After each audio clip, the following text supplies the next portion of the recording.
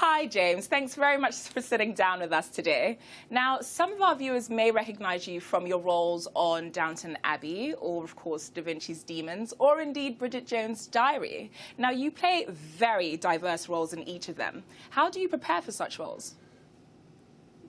The great secret about having a long career, Keturah, is to never let them know you're working and be as different as you can every time you show up. And then hopefully you'll keep going. I have this this theory that you have a quotient, a celebrity quotient you can use up, and so I avoid celebrity, and that way I can keep practicing my craft.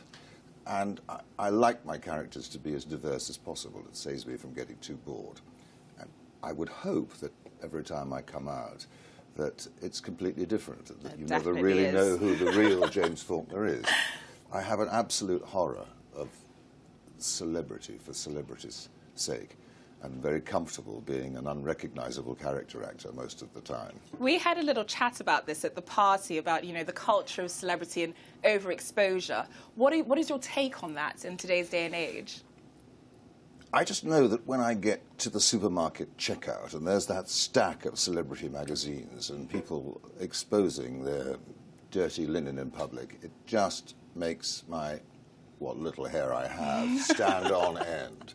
Because it isn't, it has nothing to do with acting. I mean, show business is celebrity is for its own sake, and I guess with the rise of reality television, that it's a new form of the culture. I come from a different era. You know, I was trained in order to be able to disguise myself, you know, to transform, if you like. When I would go for interviews as a young actor, it was very rare that you had to read for a role. You would discuss what the role was and whether or not you were able, as an actor, to make the journey and discover what the character should be from yourself. And so all my training was about transformation and the use of the imagination, which is an enormously powerful tool. You can actually change shape with imagination. So my entire training was about reducing me to a blank sheet of paper, vocally, physically, so that every tiny element of myself could be separated, and then you choose which ones to use for a character. Now, yes, hopefully you do a bit of reading and find out about, you know, who you're supposed to be. Speaking of changing yourself, you're a very affable character in real life, but you play a rather sinister lord on Downton Abbey. So you're currently working on season 5. What has the Downton experience been like for you? Well, I was somewhat nervous about going into a show as successful as Downton Abbey, and with a cast that had been together for 5 years. Luckily for me, I did know one or two people in the cast, Hugh Bonneville being one of them, who's a friend of mine, and he was suitably welcoming. And I remember the very first time I sat down at the dinner table opposite Hugh, I had a question for the director, because I'm new there, and I have a question. He says, and Hugh looked across the table at me and said, "Just say the lines, love." That was my welcome into Downton. Oh, I love that. Okay. That's one old actor to another. Just get on with it and get it out there, you know? So, Downton Abbey, of course, the characters are very posh. What are the cast members like? Are they that posh?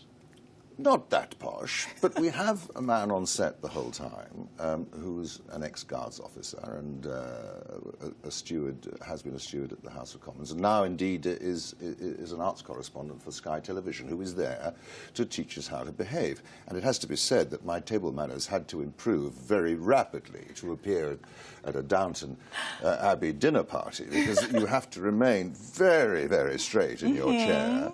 And you're wearing a boiled shirt and a white tie, and you must... Maggie Smith leant across the table at one point to me as I was leaning on the table. She said, "Joints on the table are for cutting, dear." So nothing must ever rest on the table. And when you turn and talk to your neighbour, you must simply incline the head. You must never allow the arm or the shoulders to touch the back of the chair. You have to remain sitting straight at all times, with the spine straight at all times. And it's really it's really quite difficult initially. Okay, so partying in Downton. Tell me about. I need an exclusive here. Give me a little hint as to what the viewers can expect for the Christmas special. Well, as you've rightly noted, Cinderby is not the easiest of characters, and I have met men like Cinderby in the past. Some people of very considerable wealth and running large companies are often really quite soi-disant. They're very difficult to get to know. They don't give away a lot of themselves. And then you add to that something that Julian Fellowes very cleverly has done in Downton Abbey. He's introduced a Jewish character into 1924 society, and there was a great deal of prejudice still in those days. Absolutely. Cinderby is one of the Mayfair Jews, should we say, but I mean, I did actually spend quite a lot of time reading up about the Jewish history of London, and my next-door neighbour was enormously helpful to me. And I went to synagogue and in fact, I chose to go to the Central London Synagogue, where Lord Rothschild was chairman in 1924, to get my experience as parallel as I possibly could. And Cinderby, therefore, is a man who quite easily makes enemies. Right, okay. Well, I know that George Clooney. And if you want an exclusive, I can't tell you too much, and it would ruin it. But what I can say to you is that Cinderby does make some enemies. Okay. And in the Christmas special, they go for him. Does he make an enemy of George Clooney? George Clooney? Isn't George Clooney's appearing on your Christmas special? No. Tell us the truth, James. You wish. No, he's not. No, I think he'd look a little strange in that world. Okay, so let's move on to Da Vinci's Demons. Now, you play Pope Sixtus in that. Pope Sixtus IV, that's right. Yes, indeed. And he's quite a powerful man. If you had one superpower, what would that be? If I had the power of Pope Sixtus, I mean, in 1473, when Sixtus came to the throne of St. Peter, and there he is, he was the most powerful man in the world. It's like being the president of the United States of America times 10. He does command the world, and any edict that he should issue is carried out. Well, you know, the first thing that people will say if they had all the powers in the world would be world peace.